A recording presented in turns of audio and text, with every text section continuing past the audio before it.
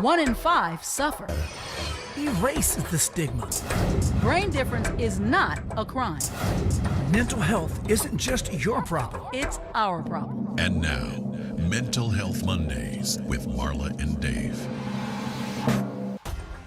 Welcome to Mental Health Mondays. I am Marla, and he is Dave, and we are Marla and Dave. And this is Mental Health Mondays. I passed the test. I want to remind you guys right up at the beginning of the show. Today's show is brought to you by the Kiloby Center for Recovery, the Mindful Revolution and Addiction Treatment. And our guest on the last Monday of the month is, as usual, is Scott Killerby. He's here in the house today, we tell you all the time, every time he comes on, he's an internationally recognized and sought-after author, teacher, and speaker on the subject of mindfulness and non-dual wisdom as it applies to addiction and other mental illnesses or brain differences. Scott is the founder of the Living Inquiries community and the founder and CEO of the Kiloby Center for Recovery, located in the beautiful Palm Springs area of California. And as usual, he comes with the brand new Scott's List. 5 signs. The list today is 5 signs or situations that could indicate that someone may have or may develop in the future a mental illness. Now, the beauty about this is we say all the time that a lot of mental illness is treatable and a lot of people can fully recover. If you can catch the signs early, this is going to help with that. So, Marla? I just want to say I'm always looking forward to the end of the month, and Scott's List have been instrumental for me personally, and we're glad that we're able to share this with you at the end of every month. This is Highlight Show. Scott is going to take us through the list. Remember to get your copy of the Scott's List for this month. Call 866-545-6295 or email info@killerbycenter.com. Make sure you say you heard about the new Scott's List on Mental Health Mondays with Marla and Dave. When we come back, our guest will be Scott Killerby.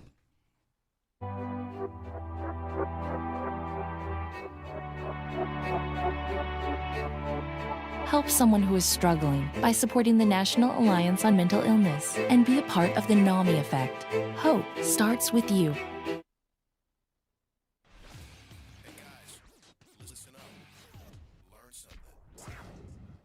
All right, Scott. Welcome to Mental Health Mondays. Thanks for having me, guys. Now, we missed you last month. We kind of got our wires crossed, but we're glad to have you back today. Thank you. And it was my fault for missing last month. I apologize for that. No, it's all good. All Scott, good, man. I was hoping in our relationship, I feel like we have Mental Health Monday and Scott Killerby have developed a beautiful relationship. And I was hoping that maybe through the time that we spend together, that your volume and your mindfulness, soothing voice would become a little bit more elevated, maybe like me. Like, I don't know. I don't know. Scott, we'll see what happens. Maybe I can teach Scott to scream. You might be surprised, Mark. Scott, you don't have to answer that. Yeah, I won't. So we want to remind you guys to call 866-545-6295 or email info@killerbycenter.com. That's KILOB as in boy, Y, center.com. And usually we try to have a little conversation with Scott, and he kind of tells us how to be more mindful, which he always does as the mindfulness guru. But we're going to jump right into the list today because we want to actually dig into this one. It's very important. Is that okay, Scott? Sounds great.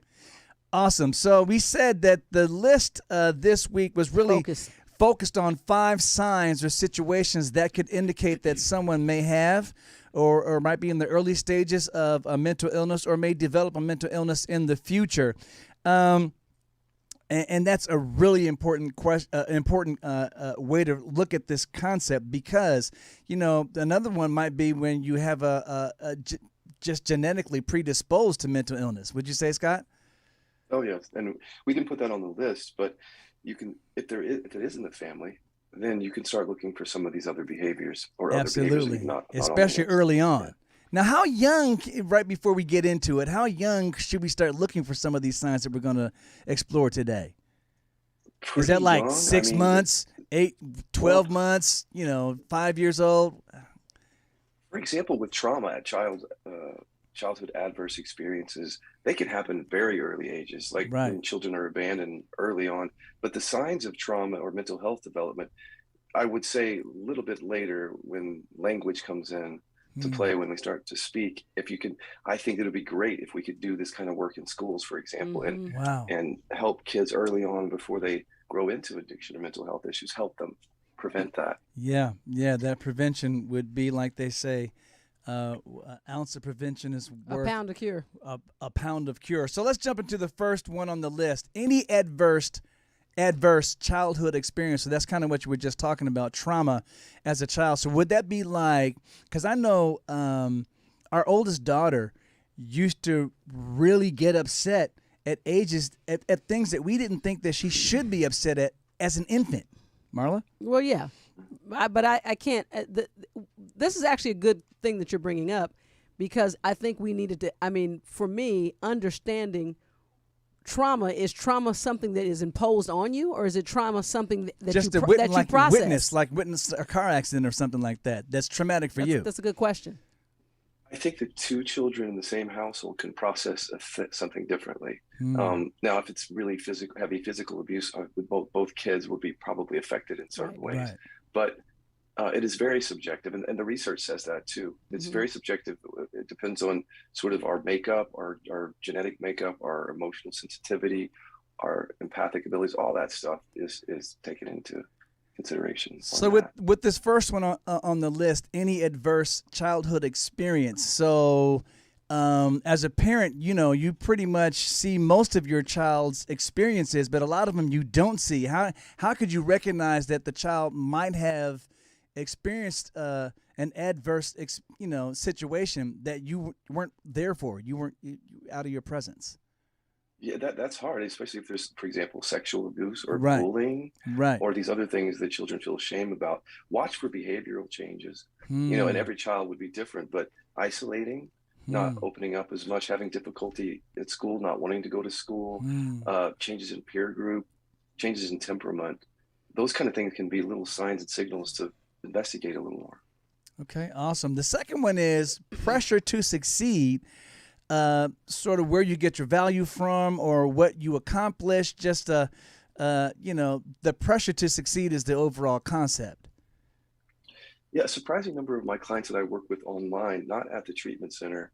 I mean, certainly many of them come there, but the ones that I'm working with online, if they had a very strong pressure to succeed when they were kids, they'll internalize that sometimes as I'm just not good enough and I can never get mom and dad's approval.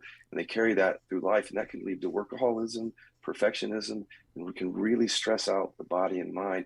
And we just keep going, trying to get parents' approval. It's these tapes that run in our head. And I think you know what I mean. Even when we're 50 and 60 years old, still doing it. And so it can lead to stress. That kind of stress can lead to issues. I have an actual fun story to relate to that. David and I met in second grade, and our youngest daughter came home from school, and she was going into her third grade year, and she came home one day and she was crying. I said, "Lexi, what? Are you okay?" She said, "I'm about to go to the third grade and I haven't met my husband." And David said, "Come here, sweetie." Put her on his lap, and he said, "And that's because God didn't want that to happen, because that little boy would be tied up in the closet right now. He wouldn't even."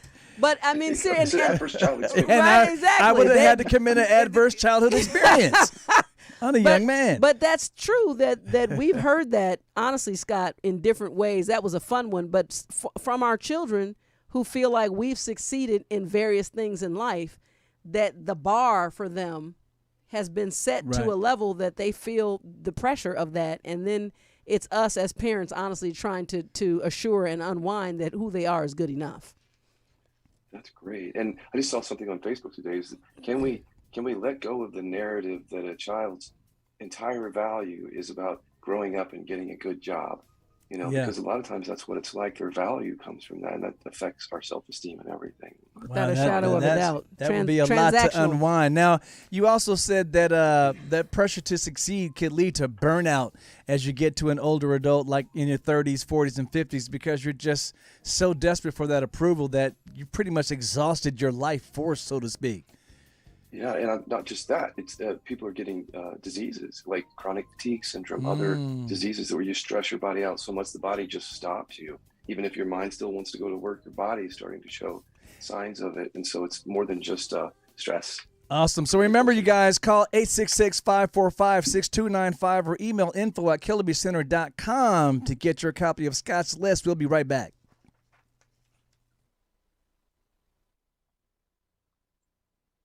When Dave and Marla get together, it's hot.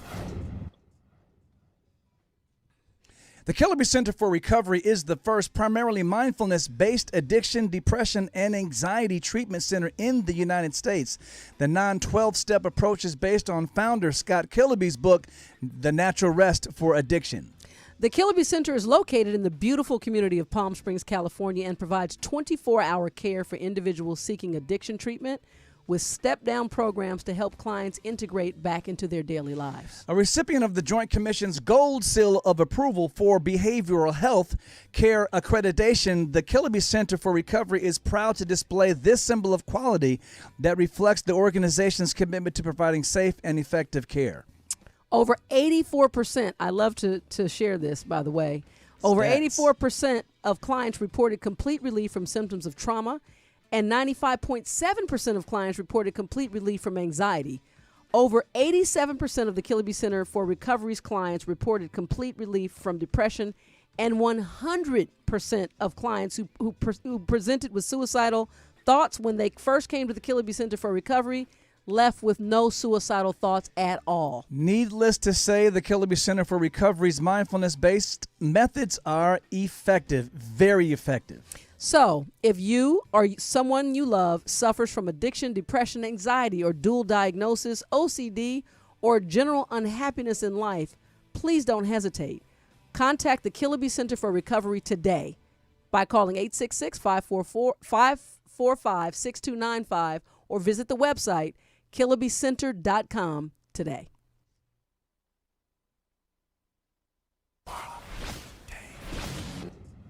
It's time for the Mental Health Minute with Marla and Dave. All right, some have asked what causes mental illness. As far as we know, there is no single cause for mental illness. A number of factors can contribute to risk for mental illness, such as early adverse life experiences, such as trauma or a history of abuse. For example, child abuse, sexual assault, witnessing violence, etc. Experiences related to other ongoing chronic medical conditions such as cancer or diabetes. Biological factors such as genes or chemical imbalances in the brain, use of alcohol or recreational drugs, having few friends, having feelings of loneliness or isolation. Here are 5 warning signs of mental illness: long-lasting sadness or irritability, extreme high and low mood swings, excessive fear, worry, or anxiety, social withdrawal, dramatic changes in eating or your sleeping habits. And again, if you or someone that you know is suffering from any of these symptoms, please, we ask that you seek professional mental health help. This message is brought to you by Mental Health Mondays with Marla and Dave. David is a thinker. I never do anything without thinking about it first. Marla is a feeler. I basically wear my personality on my sleeve. But when Marla and Dave get together, it's like a match dancing with a firecracker. All right, you guys, we're back with Scott and Scott's List. That's Scott Killerby, the Great. Remember, call 866-545-6295 to get your copy of Scott's List for this month, the month of October. Or you can email info@killerbycenter.com, but you have to say that you heard it from Mental Health Mondays with Marla and Dave. All right. Well, again, so we're going to jump right back into the list, which I look forward to. And this is a really important subject, because I think that of all the things that people reach out and ask us in reference to our experience, it's this. What are the signs? How early did you identify? I'm concerned with this behavior. Could this be a sign? Yeah, absolutely. So right now, to recap, we have number 1, adverse childhood experiences, or 2, the pressure to succeed. So let's move on to 3, Scott, if you would. And number 3 is Peacemakers. That's right, peacemakers. One would think that that would be a good thing. Yeah. This is Now a that makes me sleeper. nervous because I'm kind of a peacemaker. So And this is Yeah. just talk straight to Dave. Look that direction, Right. and then Well, I've been talking to myself too because I grew up as a peacemaker. There's some recent science that's coming out, a whole slew of studies about emotional repression, repression of anger and fear, and that's manifesting. They're finding in mental health issues and physical health issues, up to including cancer. This is a big finding. So, Wow. who are the people that are repressing anger? The peacemaker personalities. There's one. So I grew up that way as a way to survive in my family. I just learned how to be quiet, make peace, be agreeable. And I actually repressed anger. And as a result of that, had a chronic pain situation that I healed through mindfulness, but I had to go into anger repression. So the science was actually, I used it to help me in my own experience. And now I'm helping other peacemakers who don't realize that this is happening or can happen to them. You know, that's interesting because you would almost see most people work to get a go along, get along type personality. But I guess the one thing that I've picked up from you, Scott, through our time together, is that balance. That's the word that comes to mind. That in other words, no matter what the extreme, there's going to be an extreme outcome to an extreme right or left. It doesn't matter. And that's a good point, Marla. Scott, so where is that balance when you're a natural peacemaker, if you've developed that as part of your nature? It's learning how to, well, in inquiry, in our sessions, we learn how to bring up the anger because it's literally repressed. It's like held in our body. So being able to bring it up and just feel it first and let it be there instead of tucking it back down and hiding it and repressing it. And then in terms of with other people, it's learning not to spill your anger on everyone, but to be able to speak up more and not just be agreeable to get along or get love and attention, but to be able to speak your truth helps a lot with anger repression. So we're not teaching people to just be mean to other people. We're teaching them to come out of repression and start standing in their own truth, have their voice, be able to have. And a lot of times that needs to be taught because, you know, when you first learn how to just say, I'm going to speak my truth, it can come off a little abrasive until you learn how to get that balance. And, you know, I that happened to me, trust. And Scott, I think that I've just created a job for myself alongside you. I could be the person who teaches scream therapy. I'm just saying. There we go. All right, Let's move so on. that's why Scott is the professional and you're the host. Anyway, so Scott, let's get to number 4, not recognizing gender and sexuality issues. That seems pretty obvious, but dig into that a little bit for us. Well, if you look at the rate of suicide for teenagers who are in transition, trans teenagers or young, gay, closeted, suicide rate is very high for that group. So this is a silent kind of epidemic that goes on where people don't feel comfortable even talking about it. And so they live in secrecy and they're repressing. Yeah. And so all of those things, the trauma of growing up that way and the repression can lead to mental health and physical health issues. And there are actually some studies on that have just come out. Yeah, the interesting thing about that to me is it would seem like maybe as recently as 3 years ago that we were getting to a point where this one would no longer be that much of an issue. Then suddenly over the last couple of years, the last 3.5 years, really, it just kind of exploded. And now, you know, just not just discrimination about people that you don't necessarily agree with that has nothing to do with you anyway, but then the aggression toward people that you disagree with is another whole thing. So now we're back in full swing. Right. Well, I mean, all minorities too. I mean, growing up African American, there's a lot of trauma just growing up. Being born black. Yeah. It's true. Well, man, as usual, great discussion. Time is flying. We got to take another break. We will be right back with Scott Killerby.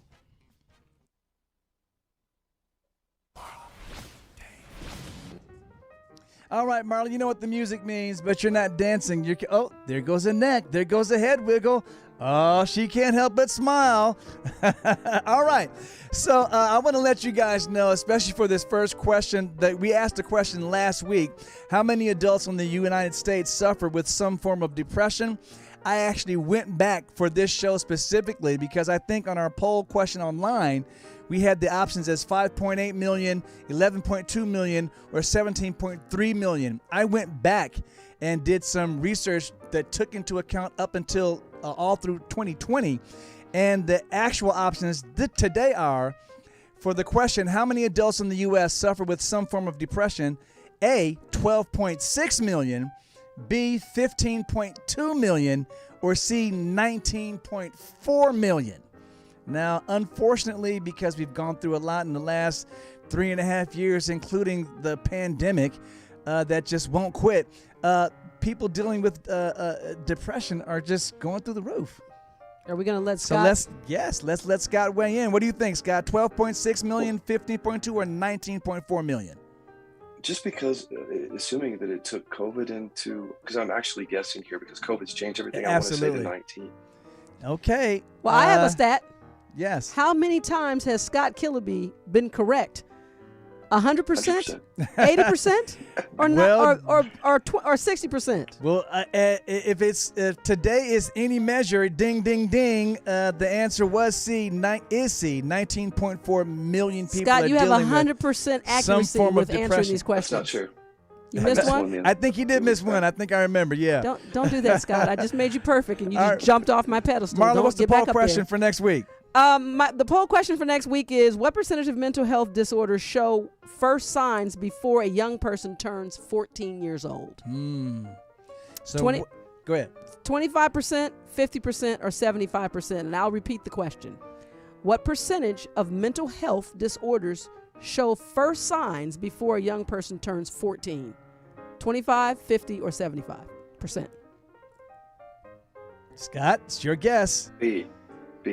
Okay, well, there is an answer that's going to be right, but nobody's going to know until next week. And you have your opportunity to tell us what you think by logging on to any of our pages, social media, and make sure that you cast your vote. We want to hear. Vote.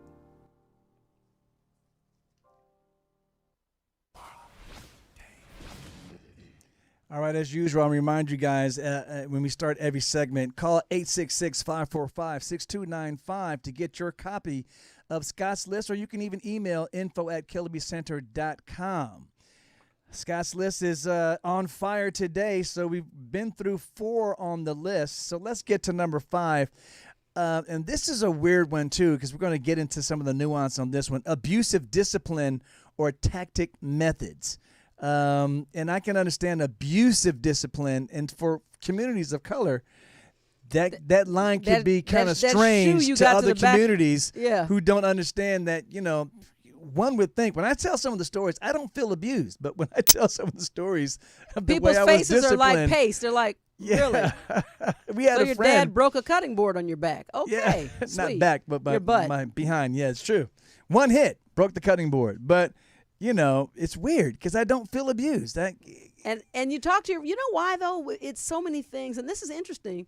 Community normalizing of something. When you talk to our peers, it was nothing to talk about getting, a shoe to the back of your head or we all getting got whipped spanked with extension cords or snatch the cord out of something. I didn't get spanked. My mother just said, Marla, I'm very disappointed in you.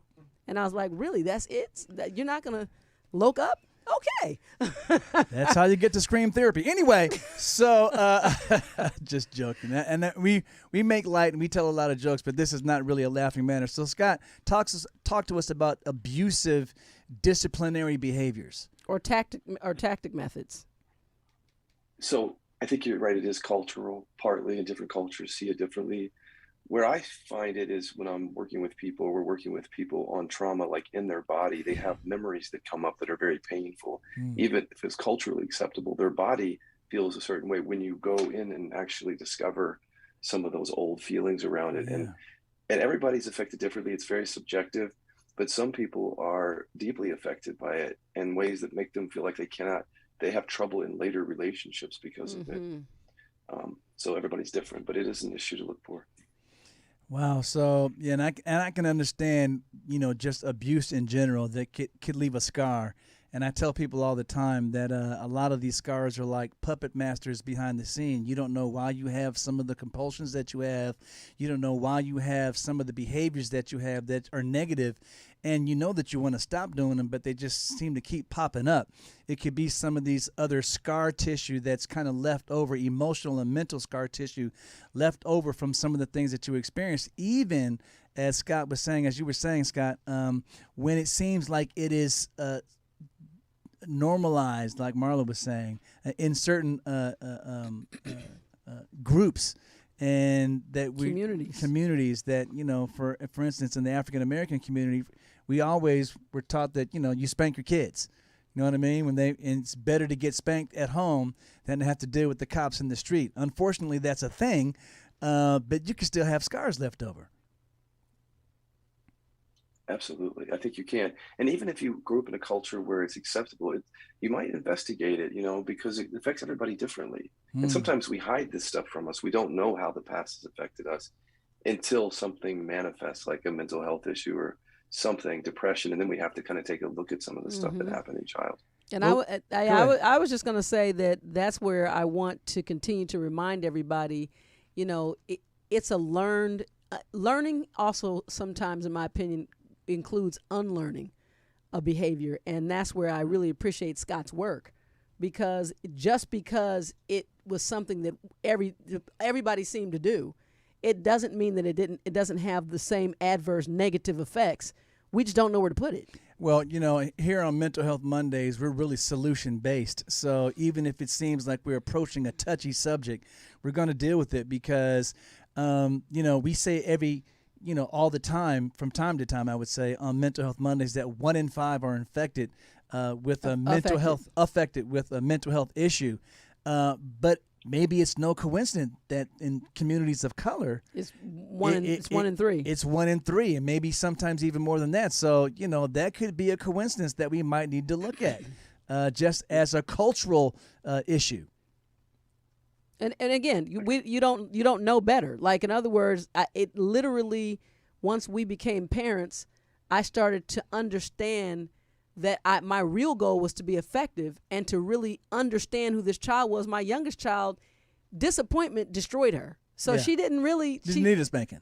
Yeah. So in other words, it wasn't. Really. In other words, it wasn't. It's just that I realized that there was a habitual way that I was dealing based on where I came from that didn't really consider the factors that were really more effective, to be honest. Yes. And you're breaking a generational thing too, because sometimes we just do things without thinking about. We're just doing because mom and dad did it. I'm going to do it here. Yeah. But if you're more conscientious, then you're going to look at what we're doing here. We're just going to pass this down and just keep doing it. We're going to take a harder look at this to see if there's another way, for example.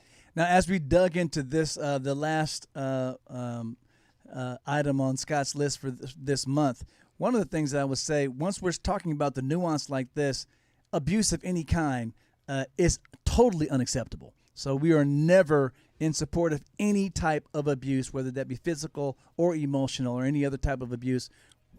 Just miss us on that. Which is why I like the word that we're talking about here. It's time for us as people to learn better tactics and how we actually express ourselves and how we manage relationships. So those are the things that Scott is helping us with. The number is 866-545-6295 to get your copy of Scott's list for the month of October, or you can email info@KillerbyCenter.com. We'll be right back with more from Scott Killerby. Bad. Worthless. Don't trust them. They'll hurt you. You're worthless. It's pointless.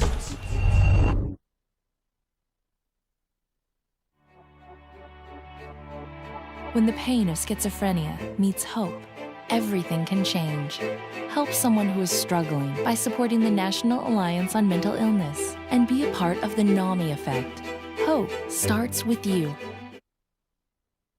It's raw, real, and unfiltered. As usual, this has always been Scott. You know what? We just appreciate you. You're super inspiring, but also, you know, you do really create a tactical mindfulness that I can literally take away. And, you know, I've practiced it. I know that, a while ago, my grandson had an emotional crisis, and I shared a tool with him that worked. And he's 11, and he was shocked. It was like, you know, just a breathing exercise. And he literally calmed down, and he was like, what? Stick my finger over my nose?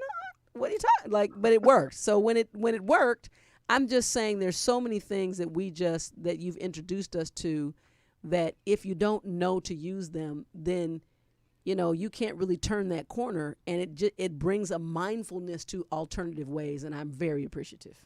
All right, so I want to make a correction before Scott jumps in and give us his final thoughts for today. The community that Scott founded is actually, I keep saying, the Living Inquiries community. It's really the Killerby Inquiries community, correct, Scott? That's correct, Kilby Inquiries community. All right, so there you go. So Scott, man, we leave it with really you. appreciate you. Give us your final words of wisdom. Well, I think when we throw around the word mindfulness, a lot of people don't know what it is. And I just invite anyone to go anywhere online and read a little bit about it or watch a video and try some of the practices, whether you go to my site or somebody else's site, because it's really in the experiencing of it is where the real treasure is. Not just talking about it, but actually, Absolutely. like Marla was doing, is putting into practice. Absolutely. Again, you guys, 866-545-6295 or email info@killerbycenter.com.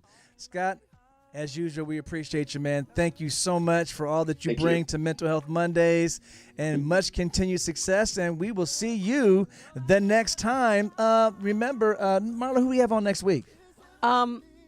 Life, joy, peace, and happiness. Tune in for a very surprising guest for next week. Thank you, Scott. Thank you, guys, for watching. We will see you next week. Remember, your overall health includes your mental health. See you guys later.